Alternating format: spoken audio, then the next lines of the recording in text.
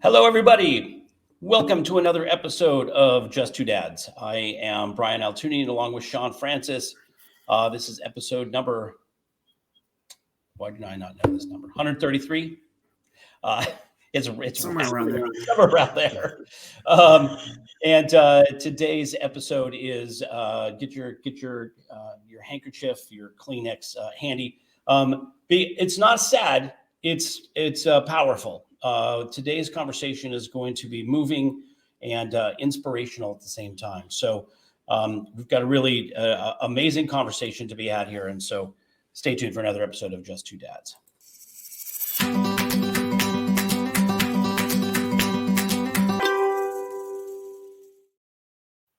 Hey, everybody. Along with Sean Francis, I am Brian Altunia, another episode of Just Two Dads. If you're catching us live on Facebook, welcome. Please enter your comments in the comment section while we're live. And if you have a question for our guest, we'll throw it up on the screen or a comment. I think, again, you're going to be inspired by today's conversation. If you're catching us after the fact on our YouTube channel, Just Two Dads, please click the subscribe button and like and share it. We get a lot of responses and a lot of communication from folks who catch the episode after the fact. And so if that's something that you're inclined to do, you can reach out to us via email at wearejusttwodads@gmail.com. That's all one word. wearejusttwodads@gmail.com. And if you're catching us on podcasts, wherever you get your podcasts, welcome. Please feel free to reach out to us as well. And finally, if you're catching us on WSTX AM radio down in the U.S. Virgin Islands, we are excited to have you part of our listening family. And again, hope to come down and see you all. I say soon because time seems irrelevant, doesn't it, gentlemen? At some point, time seems irrelevant. Today's conversation, as I mentioned, is going to be impactful and inspirational, as we always do. Sean and I started this 2.5 years ago now. This weird conversation about men and dads of children who have special needs, medically complex issues, and other forms of disability, and just the conversations we were having and the resources that we wanted to get access to. And so we created a podcast just to be able to shine the light on those folks who are doing amazing things. And today, Kyle, I'm so excited to be in this conversation with you, because I think what you've gone through and what you've done with that information is I'm personally looking forward to the impact that's going to have on me. So without further ado, I'm going to throw it over to Sean to say hello and then give a little introduction into you and your background, and then we're going to jump into this. In the meantime, I'm going to mute. Sean, how you feeling, buddy? Very introspective. You always ask me that question at this point in the show, and I'll talk about how grateful I am. I'm happy and doing well, blessed, and full of gratitude. And I am, but at the same time, there's challenges that are part of life. We faced a couple things most recently as a family, and a lot of those things, including loss of a loved one, have a lot to do with why my appreciation for our guest today has deepened since we initially talked about having him on the show. So before we even get to do the show, the value of today's conversation has already increased tenfold. Add the special needs component to it, and that value goes up even more so. I would like to, and I'm just so glad to welcome to the show the gentleman who refers to himself as the driven autism dad, Mr. Kyle Jetsel. Kyle, welcome to Just Two Dads. Thank you so much. I'm really excited to chat with you guys, Brian and Sean. I've been looking forward to this for quite a while. So. Yes, and I should, the proper introduction. Kyle is a man who, like many of us, has faced having a child with special needs diagnosis and everything. And at the same time, what he's done is, with his life challenges, he's turned them into purpose. So he is a life coach of sorts, putting people in a position to maximize their potential and overcome obstacles. And we're going to be talking a bit about the service he provides and events that he has coming up as well. But at this point in the show, we always talk to people, and you probably don't see yourself as a hero, Kyle. You just do what it is that you do. But any of us that are on this planet adding value to the lives of other people are, a hero in some way, greater form, greater, small. And all heroes have superpowers. We all do. And our superpowers come from our origin. So let's start with that and tell us a little bit about yourself, how you grew up, where you grew up, and go from there. Well, thanks, John. So I grew up in inner city Dallas in a little area called Oak Cliff. Back when I was growing up, we used to refer to it as the Compton of Dallas, right? Kind of a rough area. But, a lot of the things, and one of the things that when you grow up in that kind of area, you grow up and learn a few things that may not serve you as well as you grow up, right? For instance, you learn that violence and the threat of violence is a powerful force, right? You learn to be tough, you learn to be rough, and you learn to use that effectively, right? And so, I'm really kind of shocked about when I met my wife. My wife was the most beautiful feminine woman I'd ever met, and she seemed to overlook the rough edges in me, right? And I remember, and I masked it pretty well initially, but it always came through, right? It always came, because you kind of are who you are at your core. And when events happen, right? And I'll never forget, we started dating, and she was from a suburb outside of Dallas. So she grew up in a, typical middle-class America. And I'll never forget, we were driving through my neighborhood one day, and we stopped at a stoplight. And back then they were crackheads. I don't know what you call them now, right? But he walked in front of the car. We were at a stoplight, and she reached over and locked the door, right? She was scared. Sure. Well, he saw her, and he stopped in front of our car and started screaming at her for locking the door. Well, with my background, I got out of the car, walked over to him, and said, "Don't you ever talk to my woman like that. I will drag you right here. I will beat you apologize right now." Right. And I was in his face, right? And he was like, "Whoa," right? And you look at me, you don't expect that, right? I'm not the guy. And I remember he apologized. He went on his way. It was over pretty quickly. And I got back in the car, and we drove for a few more minutes in silence. And then she leaned over to me and she said, "Can you never, ever, ever, ever do that again, please?" And I said, "You know what? I will never, ever, ever do that again unless you want, unless it's necessary and you tell me." And I think over a period of time, she loved, it's still there, right? But she loved that anger and that volatileness, right? She just she loved it out of me, right? With her feminine beauty and the way she handled situations. Yeah. And when we had our first two sons, I was still pretty much a disciplinarian. I was, I knew the threat of it alone, right? I never whipped my kids. How did you guys meet, Kyle? Sorry. You know what? We met at a little church sponsored dance. And she was a brunette with beautiful green eyes. And I saw her from across the room, so I made a beeline. I was the kind of guy that I would find the most beautiful girl in the room, and that was who I was going to dance with, right? I figured, she's probably intimidating everybody else. But, when you grow up in the hood, you got no fear, right? I mean, what's the worst thing that can happen, right? And so I walked over to her, and I noticed a tennis bracelet. And I said, "You play tennis?" She said, "Yeah, we should go play tennis sometime." And that was the start of our relationship. We went and played tennis and had ice cream, and I could tell there was something unique about her, right? How old were you guys, more or less?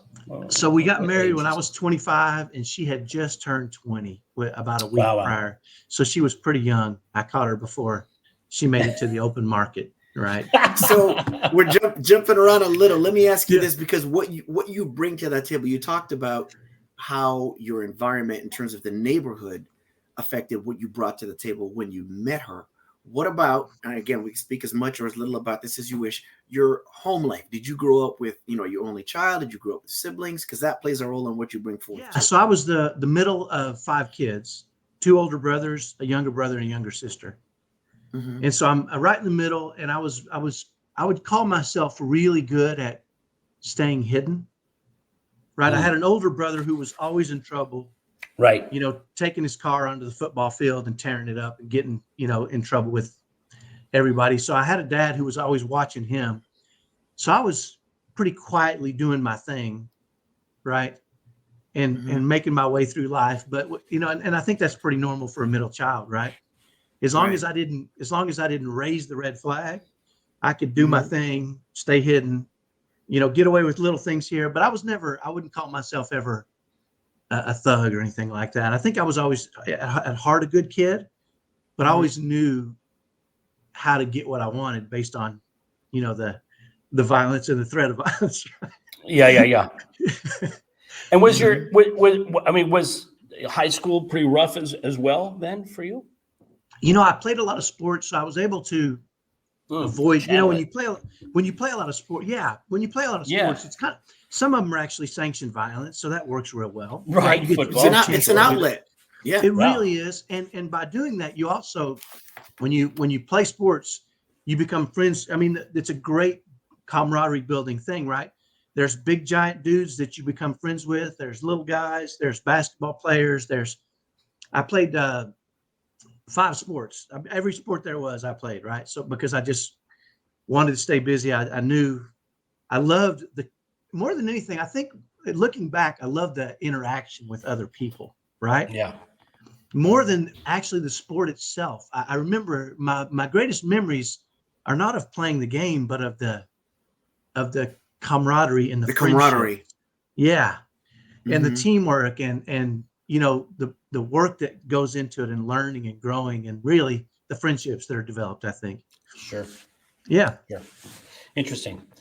So middle child of 5 and played a lot of sports, then met your wife, got married young, and then what? Because let's go.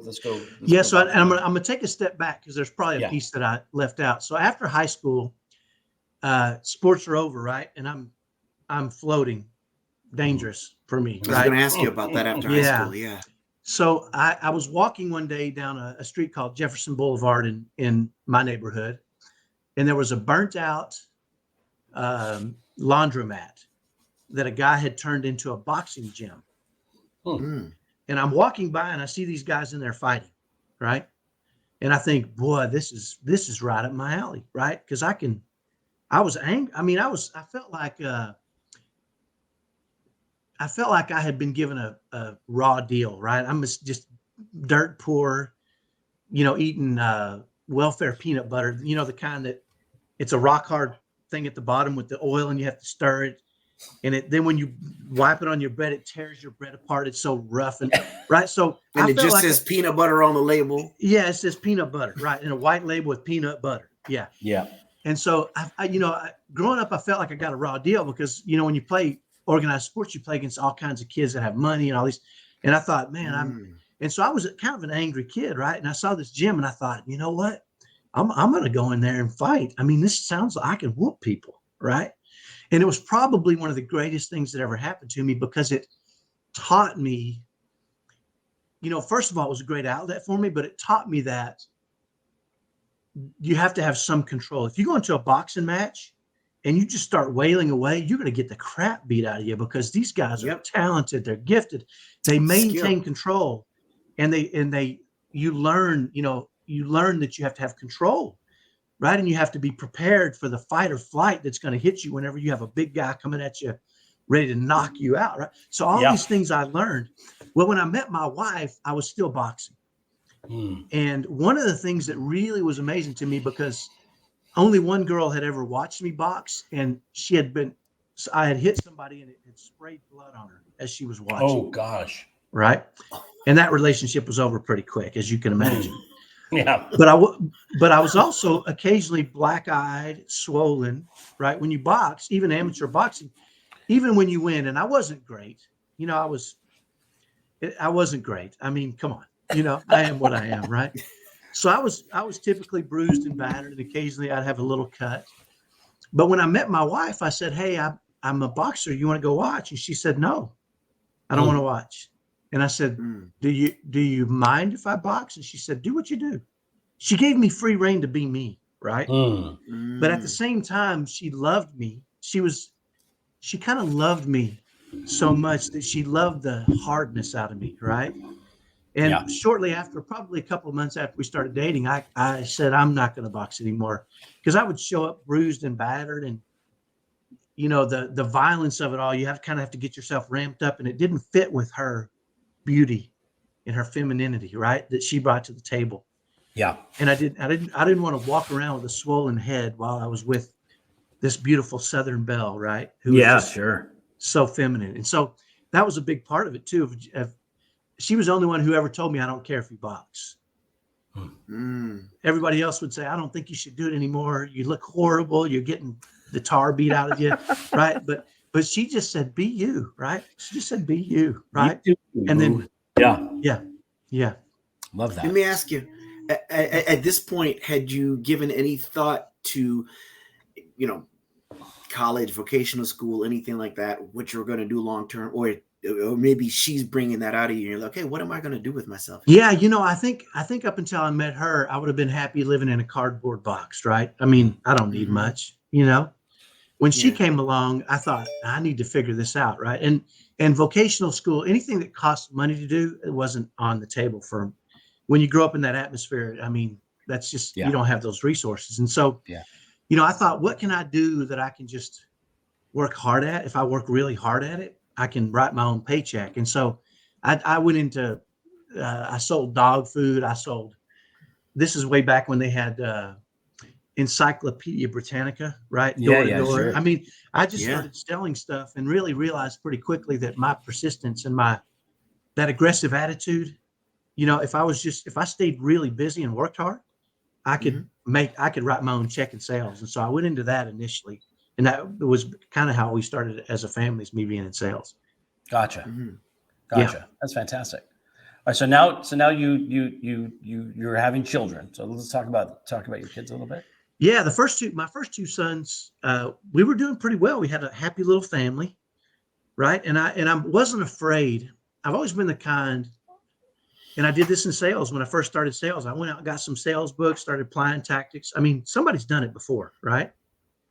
And if they've done it and they wrote a book, I can learn from them and I can go to work, right? Sure. And so same thing with kids. I mean, we talked about it, my wife and I. We developed a plan, and I said, hey, when we have kids, let's work together. Let's be a team. It's me and you against all these kids, right? Me and you versus these little suckers.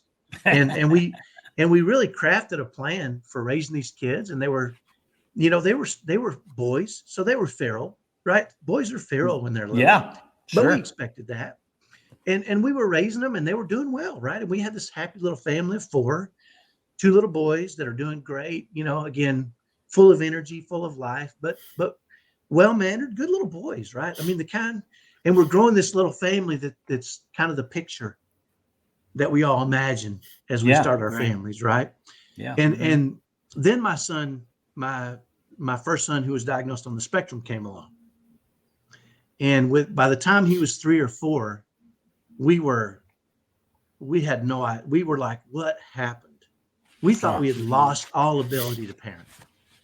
Nothing we had done with the first 2 boys that had worked so effectively and beautifully was working with him. He was, it was zero, right? I would try the same things. He would scream in my face. It was like, I used to call him Godzilla when he was 3, right? Because if I did something to try to discipline him, he would ramp up even more. It was like it would give him energy. It was like when you shot Godzilla with electricity, it made him stronger. Right? Yeah, right, sure. Right. And so we were really confused. And so he's now 20, he'll be 24 this month or in June. So this is back when he was 3 or 4. This is 20 years ago. And back then, the only thing we knew about autism was a little boy sitting in a wheelchair stimming.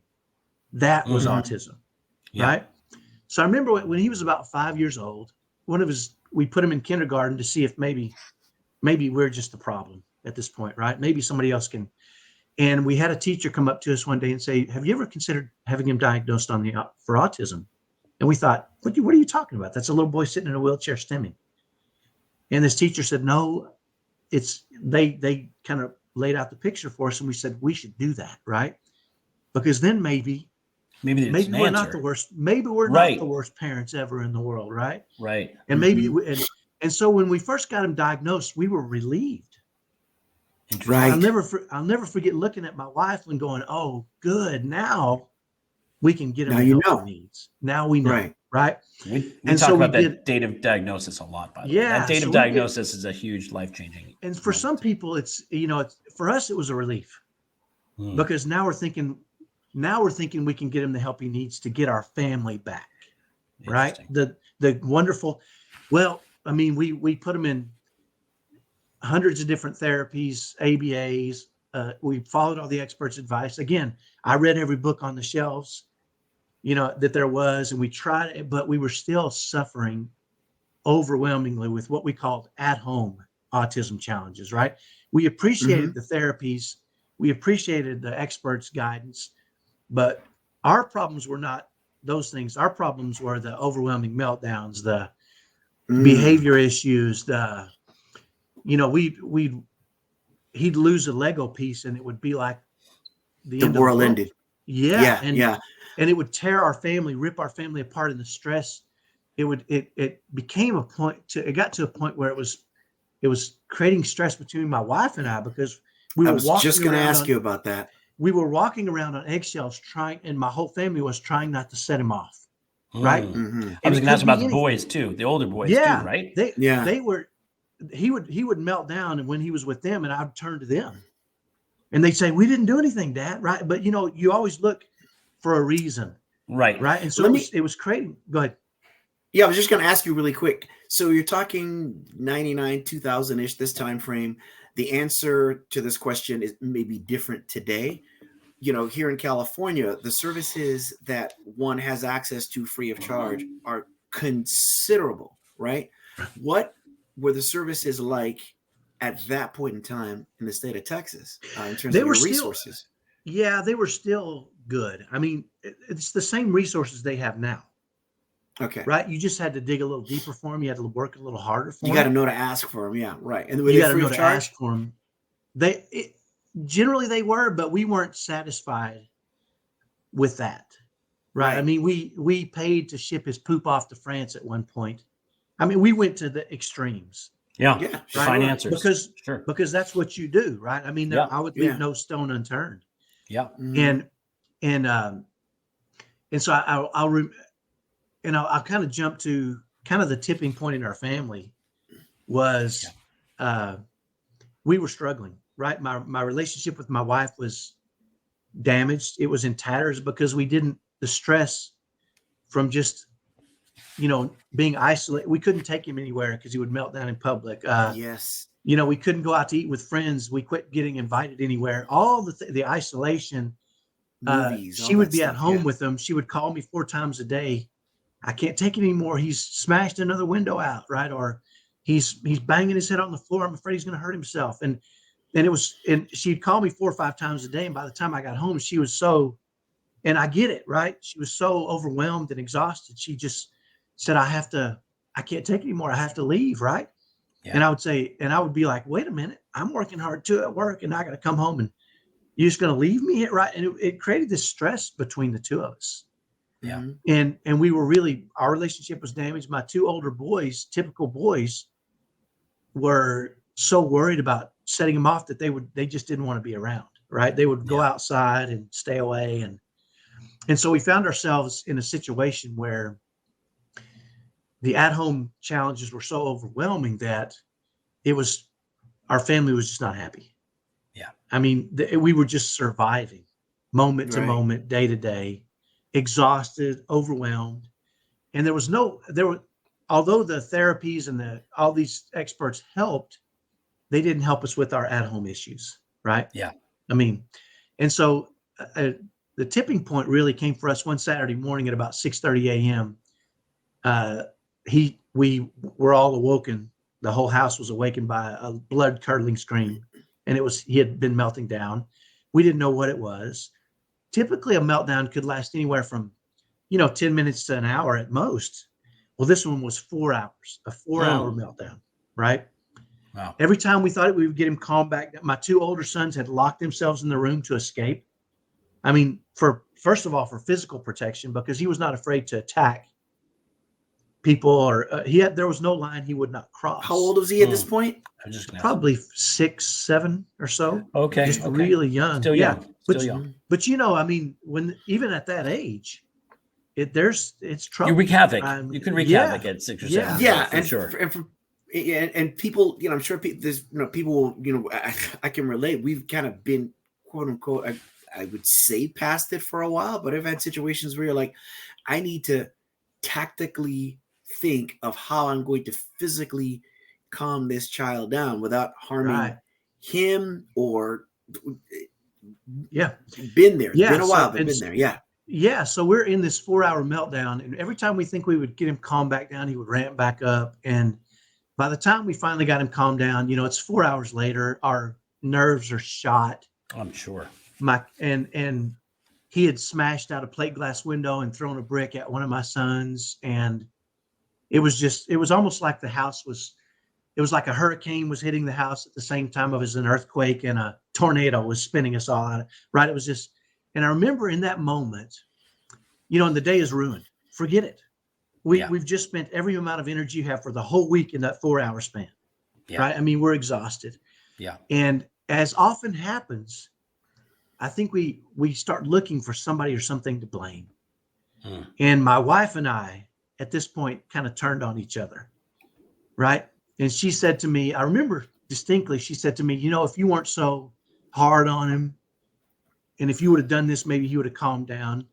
And, I immediately go into defense mode. Well, if you would give him some discipline in his life, it's this, you don't know. Right. And I think this happens often when you want to blame somebody.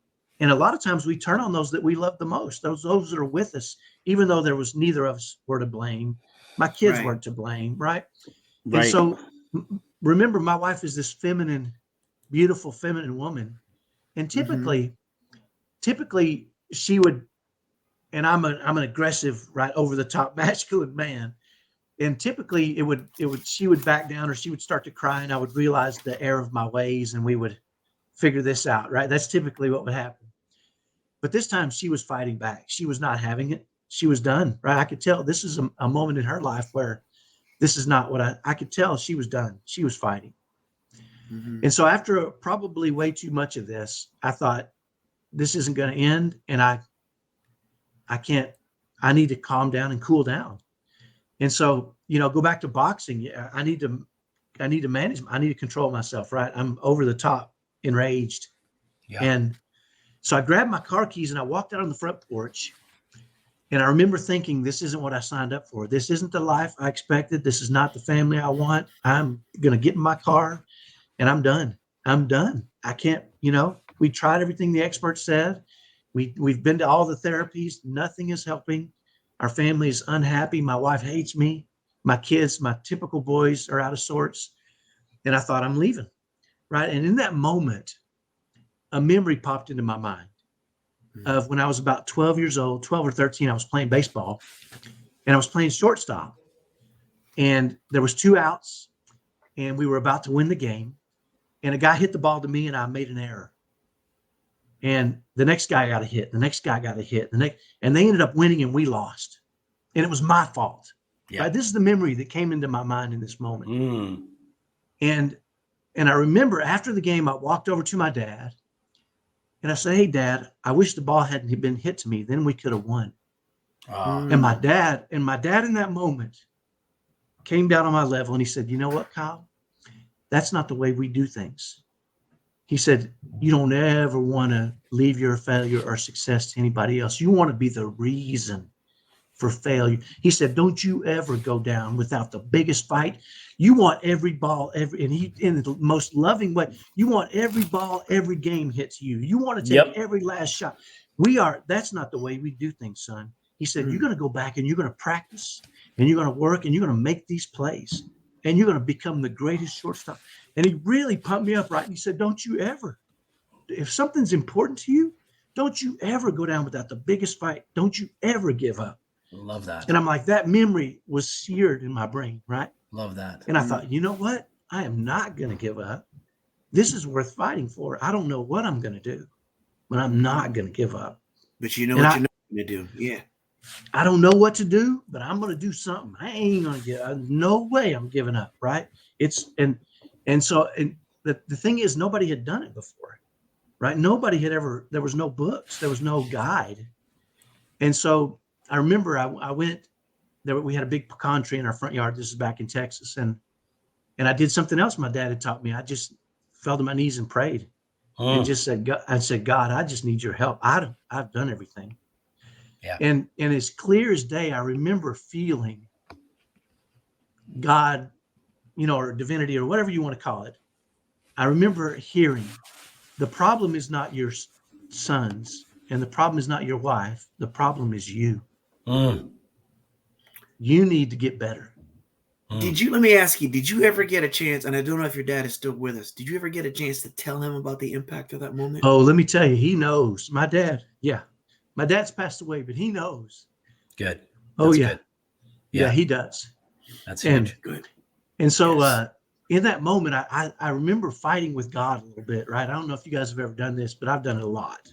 Oh yeah. Right. Oh yeah. Come on, yeah. God. We're talking special needs dads, man. That's our biggest fight sometimes. Are you kidding? Right? Oh yeah. Absolutely. Yeah. You're savior, no matter who, like you said, universe, whatever have you. Yeah. When there's nobody else, you're like, please, I need you. Tell me what to do, whether you pray with the hands open or clasped. Yeah. At the same time, you're like, why? What am I? Yeah. Yes, and I did. Yes. I said, God, you don't understand. I've done everything they've said to do. I've tried. I don't know what else to do. And the message just kept coming through. Yeah. And so, I thought, you know what? I can do that. I can do me. Maybe I can't do other stuff, but I can do me. There you go. Right? Okay. Yeah. And so I remember walking back in the house. My wife was still pretty dang mad, right? And ultimately, I think she had lost faith in me as a husband, as a leader, as a father, because the turmoil was so over. I get it, right? I get it.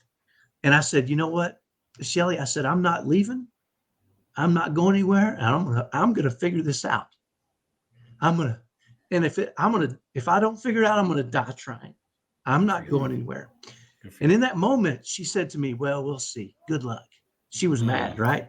And I realized those words, I expected something different, but when she said that, I said, I almost felt that chip, right? Oh, I'll show you.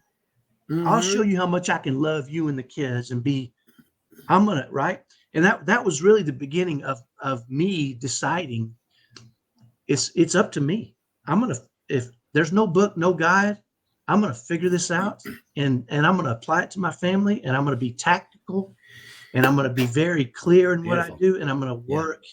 And I'm going to die trying. If I never figure it out, I don't care. I got to revisit that because, I always talk about how the stream of our life, right, in which the water of our life, so to speak, flows. What changes the direction of that flow of that water, it's not boulders. It's not even rocks. They're pebbles. But the matter of degrees to which they turn is so small compared to the impact that is had by that change of direction. And if one isn't secure enough within themselves, first of all, if we are the problem, then we're the answer.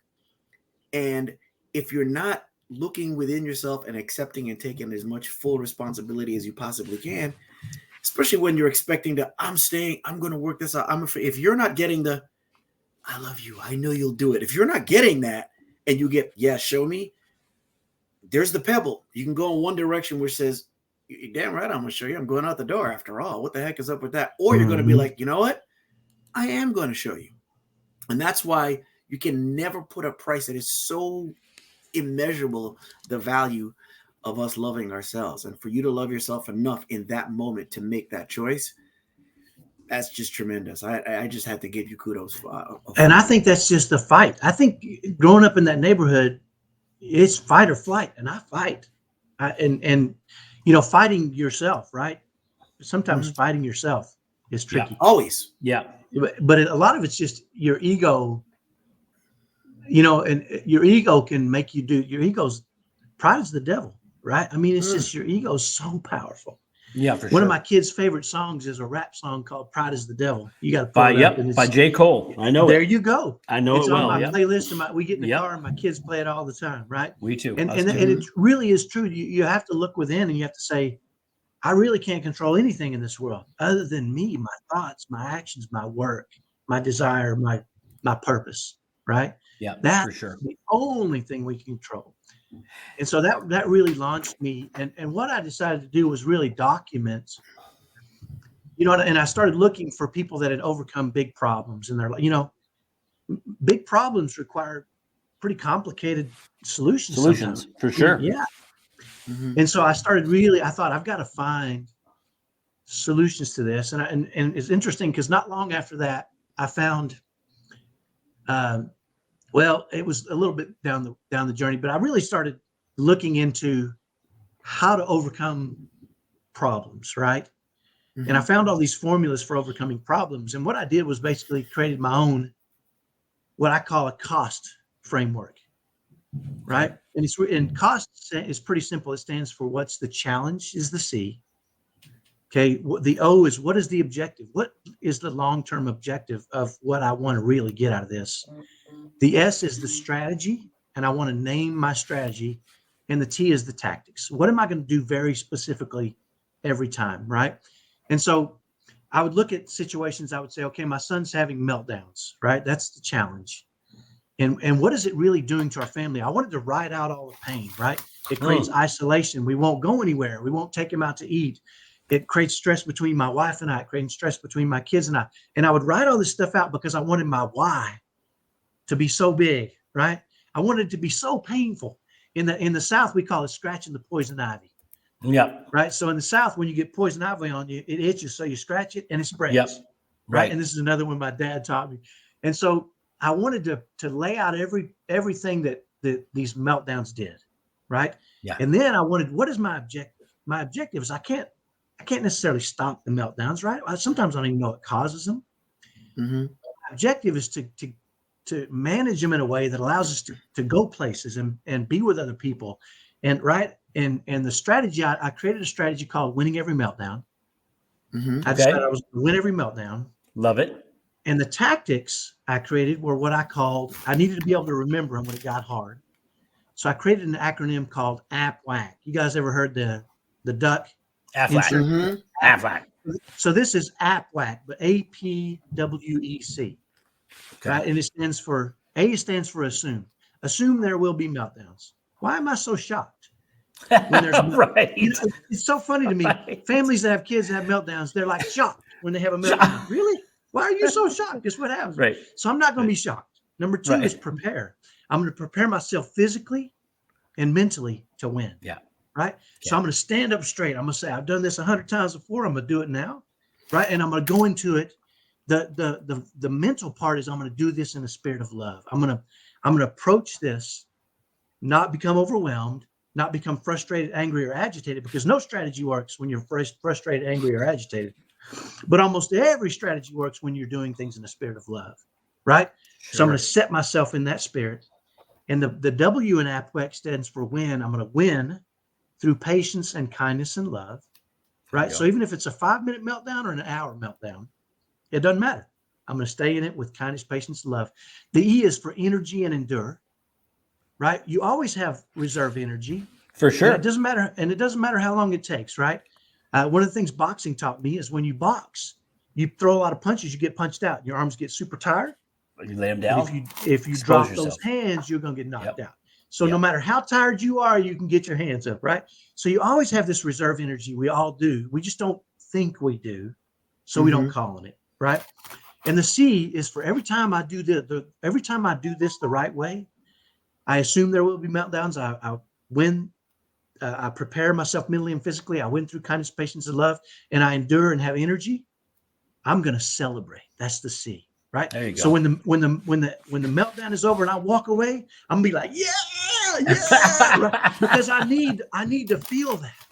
Yeah, right. A win. Feel that. A win. A knockout. You got to have wins, right? You talked about this earlier. I don't think we celebrate these little wins, right? And the pain stacks up, but if we celebrate these little wins, we get these little wins and they rejuvenate us, right? For sure. And so I'll never forget the first time I figured this out pretty early on. Like this is what I'm going to do. Right. So my son, one morning, we decided we were going to go to the park. We were going to take a chance, go to the park. And that morning we were going to leave at maybe 11, 10:30, he has a meltdown. Right. We hear him screaming. I say, babe, I got this. I run off. Right. I'm in there about 30 minutes and I half whack him. Right. Assume, prepare, win, energy, celebrate. And I come back out and I say, okay, let's go. And she says, whoa, whoa, whoa. I said, what? She was expecting it to ruin our day, right? Me to be aggravated, frustrated, angry.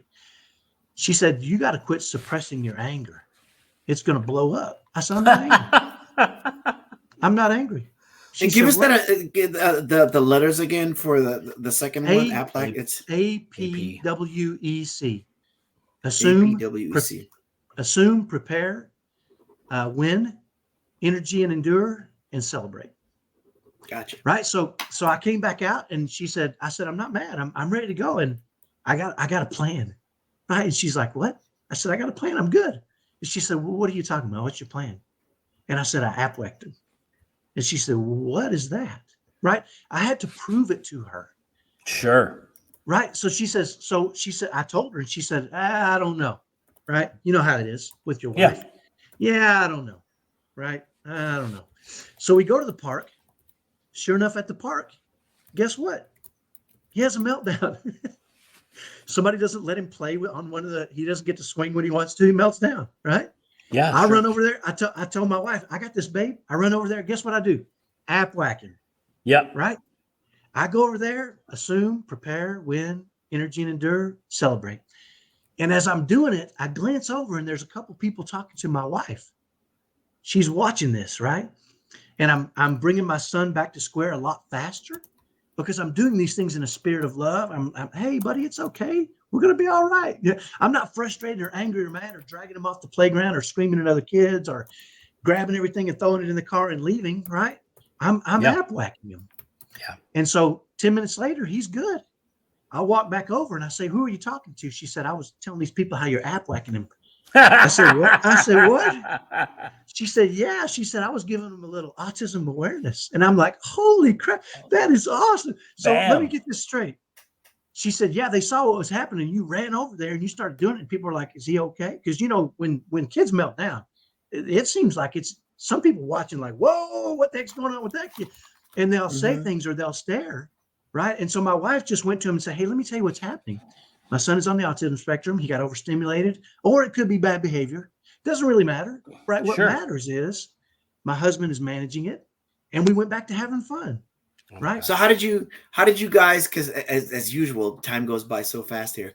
How did you go from that to then it formally, and we can touch on both things. How did it formally become, what you do, what you offer and share with others? And then if you will, then of course, touch on, your wife's diagnosis. Anyone that has just simply been listening is hearing us speak of her glowingly in the past tense. So obviously we want to touch on those two things, because you could obviously limit it to, here's how this helps my family. How did you get from formulating it to formulating it to how you help others? And then your wife's situation. Yeah. So what I did was I took it upon myself every time there was a challenge, whether it was potty training or screaming in public or, reverence in church or, biting, kicking, hitting, any of those things. I put it through the cost formula. What's the challenge? What's the long-term objective? What's the strategy? What's the tactics? And over a period of time, my wife was like, what are you doing? When he's with you, he still has these things, but you fix it so quickly. Right. And I started to regain her trust. And I said, here's what I'm doing. And I'd love for you to be a part of this if you want to. Right. And so she said, I am in. I want to learn this too, because I want to do this. I want to do as this well, too. Right? Sure. Yeah. As well, because I don't want to be freaked out when you get home from work and then you fix it all. I want to be good. Right. But it took years for me to regain that trust. And I had to be very consistent. Right. Well, once she said I'm in, we started having meetings every Sunday night with our two older sons too. And we would say, this week we're going to focus on, and this is one of the real keys to this, is that we decided to focus on one thing per week, one challenge. And it helped us internalize it, right? We'd write out these worksheets. We'd say, here's the challenge, the objective, here's the strategy, here's the tactics. And this week, we're going to focus on this, like laser focus. We're going to print off this worksheet. We're going to stick it in everybody's bathroom. We're going to put it in the car. And we're going to internalize it so that when we need it, right, we're going to be able to call upon those things, right? Sure. And so then we would meet the following Sunday night and we would say, hey, how did everybody do? And we would critique ourselves. We didn't say, you did horrible. That doesn't work, right? What you have to do is say, how did I do? And how did I do? What could I do better? Yeah. Right. And then we would focus on the next thing, next challenge. And so as a family, we started creating this curriculum. Now, we messed up a whole lot more than most people try. I'm going to tell you right now. Sure. We tried some strategies that were messed up. By the way, restraining your child, I'm just going to tell you from personal experience. My child figured out when he was little, if I restrained him, in his mind, he said, hey, when I become an adult, if I don't like what somebody's doing, I can make them stop by physically making them stop. Right. And so I'm like, oh, that's a bad model to have. We got to figure something else out, right? Because my son had no line he wouldn't cross. He still doesn't. Well, he does now because he's learned to regulate. But he was unafraid. I mean, he would. Well, they don't have the normal line of demarcation where you don't cross, right? Sure.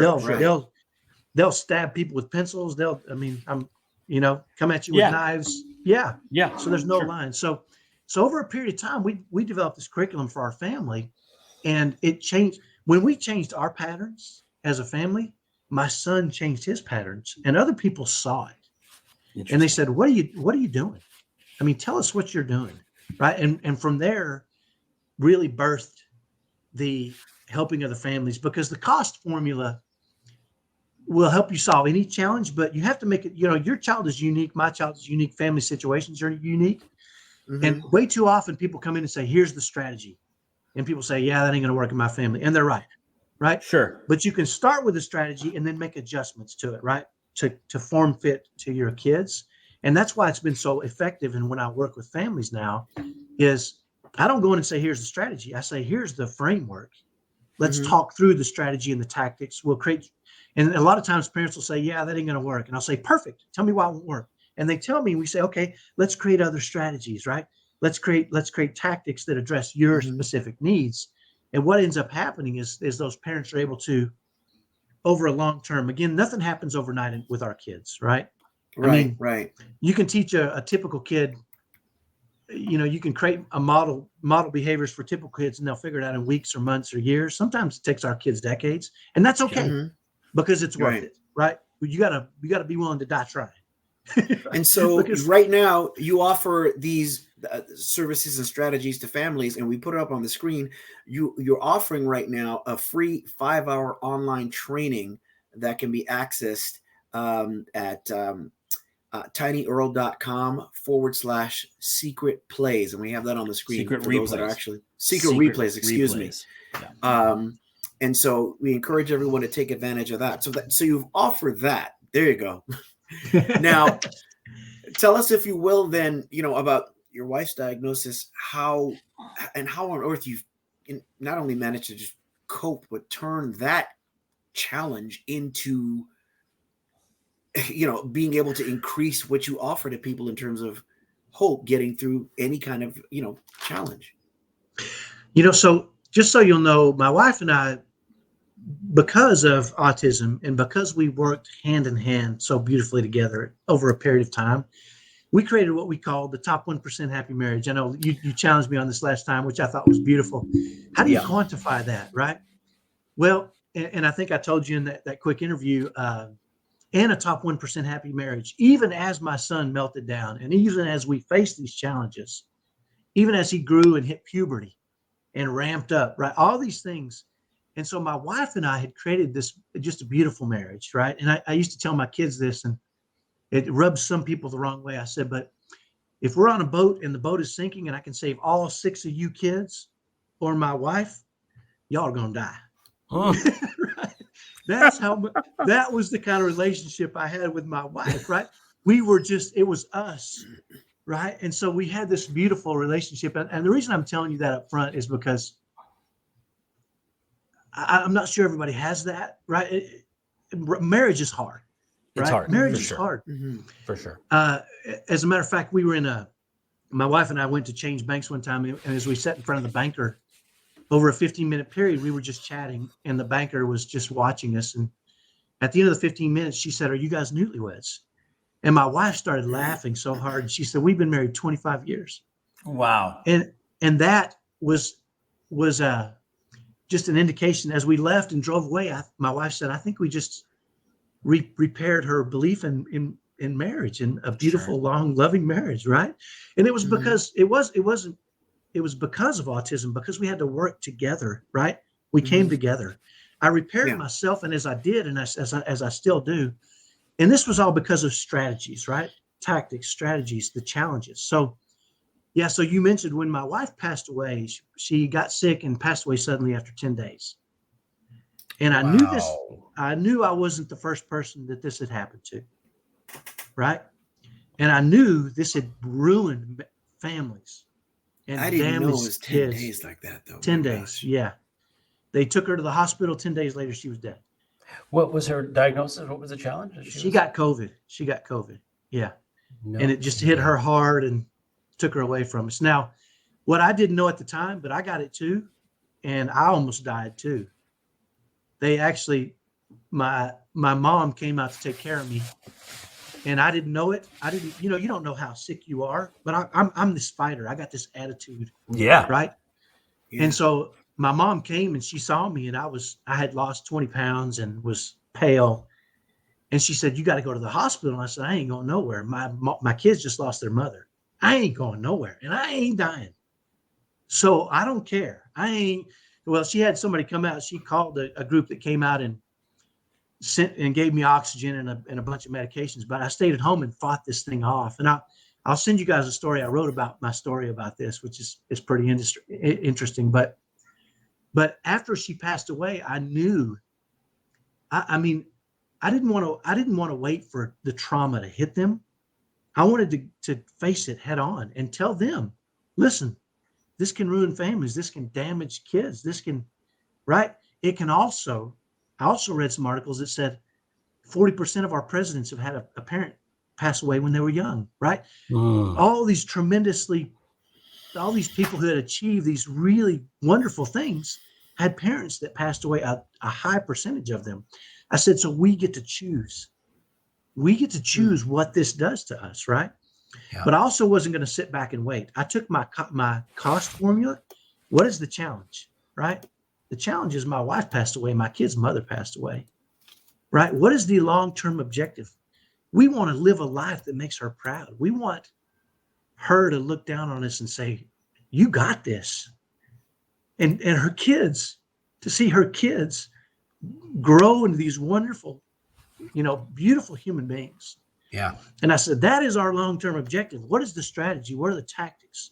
And we use the same formula. And if you don't, it's over my shoulder. I'm going to see if I can reach it here.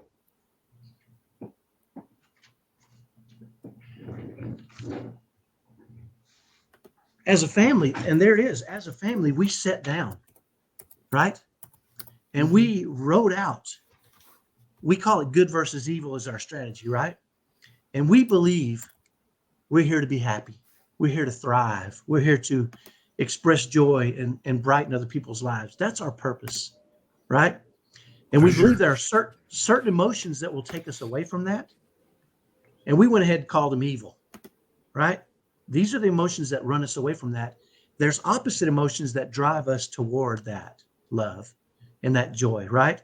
And so we just wrote them out. On one side, we have evil, which is worry, doubt, discouragement, confusion, frightened, fear, judgment, frustration, bitterness, anger. These are emotions we believe drive us away from goodness and love and joy. And the opposite of those, across from obsession, is calm. Right? The opposite of worry is comforted. The opposite of doubt is belief. Right? We decided the opposite of frustration is fascination. Right? And so what we did is we wrote these out, and my kids, we printed them out. All my kids have them in their room. That's in my car. You guys know the formula, don't you? right? And we said, if we catch ourselves in these difficult emotions, Mm-hmm. we're gonna catch ourselves and we're gonna switch to the opposite, because we know if we go down that path, we will spiral. It's Your really affirmations, easy yeah. to Mm-hmm. it's really easy to spiral into pain and suffering and disillusionment and fear, right? But Sure. it's also, if we feel, my dad used to say, fear, worry, and doubt cannot exist in the same mind with confidence and faith. There you go. Mm-hmm. And he says, you choose. If you feel fear, worry, or doubt, you got to catch yourself in those moments, right? And you got to say, I need confidence and faith. I need to do what it takes, actionable things, to create that confidence and faith. And this formula, this strategy, which, by the way, is a variation of the strategy my wife created for herself when she was worried about the future of our kids. She said she was spending so much time worrying and sleepless nights that it was affecting her ability to serve them. And she said, it's not good. Sure. I need to create a strategy. And so she created what she called the good versus evil strategy. Good emotions, right. Evil emotions. What will drive me towards love? What will drive me away from love? Right? And she would consciously try to catch herself in those emotions. And so for us as a family, I mean, this is our little Bible, so to speak. It's her legacy, by the way. It's too. It's beautiful. Her legacy. Yeah. And you asked me earlier why I'm so happy. I'm so joyous. I'm so filled with happiness and joy and energy because I manage what's here, right? Yeah. And I catch, but don't think for 1 second. It doesn't try. It creeps in. Oh yeah. Right. It creeps in. It tries so hard to creep in. You got to catch it. So for sure. Fascinating. Amazing conversation. And Sean, we'll keep our sign off short, but do you want to ask Kyle our questions? Yes. And yeah, most definitely. The first thing I want to do is I want to say, again, I'm sure it applies with any kind of special needs diagnosis, but we always hear it associated with autism. Within our community,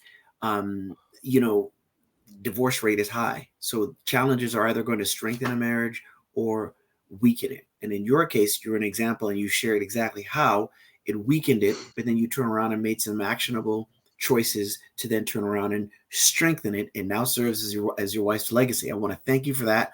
And then I want to, at this point in the show, we always ask the following question. Our ability to change the world is tied to our willingness to change ourselves. And so with that said, give us an example of one thought or belief that you once felt strongly, but no longer believe to be true. So I'll just give you a story that illustrates the belief. Okay. And it was years ago. With my background, I'm not above the volatile, right? Using fear as a weapon. And I was taking my kids to school one morning, and I dropped them off, and I came to a 4-way stop, and I was on the right side. This is in Texas. And on the left side, there was a guy in a big truck. And when two people come to a 4-way stop at the same time, the guy on the right goes first legally. Right. Yep. So I went. He was mad, really mad. So he pulls up next to me in this truck, and he's screaming and yelling, and he's cursing me out. And I'm, the natural man in me, I'm looking at him and I'm sizing him up. It's a big truck. He's way too close to the steering wheel. I can handle myself. It's not a game you want to play, brother. Right. All this is going through my mind. Right. And I think to myself, and I'm thinking, here's a stop sign coming up. I'll just hop out. I'll put it in this fast, drag his butt out of the truck. He'll never do that again. Yeah. Right. Sure. Mm-hmm. And then as we get close to the stop sign, I think, you know what? That's my ego. Right. And so we get to the stop sign, and I roll down my window, and I say, and he rolls his down. He's ready to scream and yell and fight. And I say, hey, if I did something to upset you, I sure am sorry. I didn't mean to do anything to upset you. And his face went from fury to just right down to just normal. And he said, oh, it's okay.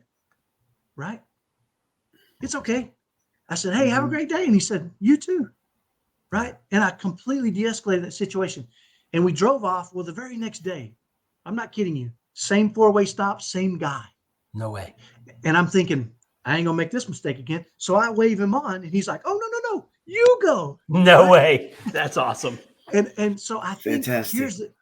the thing I think the thing I believe that as men, right, is if we can check our egos and we can go into things in a spirit of love, right, even with other men who are aggravated and angry and frustrated, if we can just take a step back and say, hey, are you okay?